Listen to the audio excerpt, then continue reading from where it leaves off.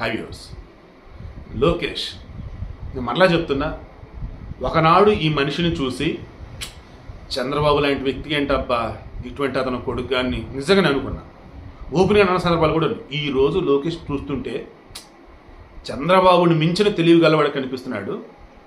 చంద్రబాబుని మించి అవతల రెస్పెక్ట్ ఇచ్చే వ్యక్తిగా కనిపిస్తున్నాడు. చంద్రబాబుకి నిజమైన వారసుడు ఎత్తినారాయణ బాబు అనిపిస్తున్నా ఉన్నాడు. ఆ రకంగా అతని యొక్క సతీమణి బ్రాహ్మణి మార్చారు, అందులో నో డౌట్. ఈరోజు విద్యాశాఖ మంత్రిగా పదవి బాధ్యతలు చేపట్టినారు. లేట్ ఎందుకైంది అన్నప్పుడు ఆయన ఆఫీస్ ఛాంబర్లో మార్పులు చేర్పులో ఉన్నాయట. దెన్ ఆయన చైర్లో కూర్చోవాలి కదా, మామూలుగా చైర్స్ ఉంటాయి కదా, కొంచెం అఫీషియల్ అన్నప్పుడు ఆ చైర్కి వెనకాల ఒక టవల్ లాంటిది పెడతారు, అండ్ మళ్ళీ దానికి ఒక నాప్కిన్ లాంటిది ఇంకోటి పెడతారు చేతి కింద.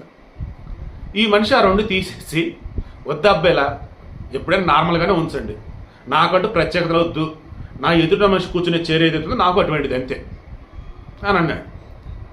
ఇది కూర్చునే చైర్ల విషయంలోనే కాకుండా వాళ్ళ కులమైన, వాళ్ళ పార్టీ అయినా, వాళ్ళ ప్రాంతమైనా, వీళ్ళతో పాటు ఎదుటిన్న వాళ్ళు వేరే కులమైనా, వేరే పార్టీ అయినా, వేరే ప్రాంతమైనా అందరూ కూడా ఒకలాగే ట్రీట్ చేస్తూ అంతా మన వాళ్ళే అన్న వేలు ఇతను కనుక పాలన కనుక సాగిస్తే చెప్తున్నాం కదా అద్భుతం చేయగలుగుతాడు. అటువంటి వేలో లోకేష్ పరిపాలన ఉండాలని చంద్రబాబు నాయుడిని ఎంతో అభిమానించే వ్యక్తిగా ఈ అభిమానాన్ని లోకేష్ మీదకి నేను ట్రాన్స్ఫర్ చేయగలిగే విధంగా ఉండే విధంగా లోకేష్ పరిపాలించాలని కోరుకుంటున్నా. నాకు చంద్రబాబు నాయుడు ఎందుకంత అభిమానం, తెలుగువాడు గర్వపడేలా చేశాడు, ప్రపంచవ్యాప్తంగా తెలుగువాడు ఎక్కడికి వెళ్ళినా గుర్తింపు తెచ్చుకునేలా చేశాడు. అందుకు నాకు గొప్ప చంద్రబాబు అంటే. పార్టీకి అయితే నేను టీడీపీ ఎప్పుడు ఫేవర్ కాదు, మీరు గుర్తుంచుకోండి. చంద్రబాబు అంటే నాకు ఇష్టం అంతే. అలా పవన్ కళ్యాణ్ అంటే మనకు చాలా ఇష్టం నాకు, ఎందుకంటే ఎథిక్స్ ఫాలో అవుతాడు. అండ్ డబ్బు ఇవన్నీ ముఖ్యం కదరా బాబు, జనాలు ముఖ్యం రా బాబు అంటాడు. సరే వచ్చాం, ఓడిపోయాం, నిలబడదాం, గెలుస్తాం, గెలిపిస్తా జనాలు అనుకున్నాడు, గెలిచాడు. అలా లోకేష్ కూడా ఆ రకమైనటువంటి ఇమేజ్ సాధించి అలా ఎదగాలని మనస్ఫూర్తి కోరుకుంటూ ఉన్నా. అండ్ ఆ నెక్స్ట్ వీడియో కూడా అటాచ్ చేస్తాం చూడండి, వచ్చి రాగానే ఆ చైర్ని ఎలా చేసాడు ఏంటని.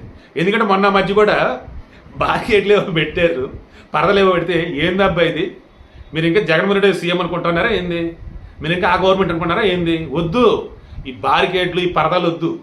సెక్యూరిటీ కూడా నాకు ఏదైతే సెక్యూరిటీ ఇచ్చారో గవర్నమెంట్ అఫీషియల్గా ఆ సెక్యూరిటీ సరిపోతారు, కుప్పల కుప్పల పోలీసులు రావద్దు, మీ డ్యూటీ మీరు చేయండి అని చెప్పేస్తున్నాడు.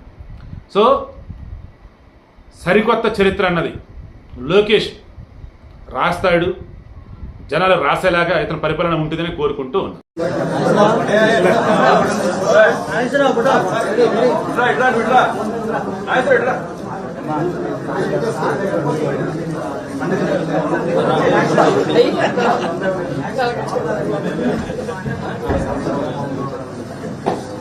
ఎందుకు వేస్తారు?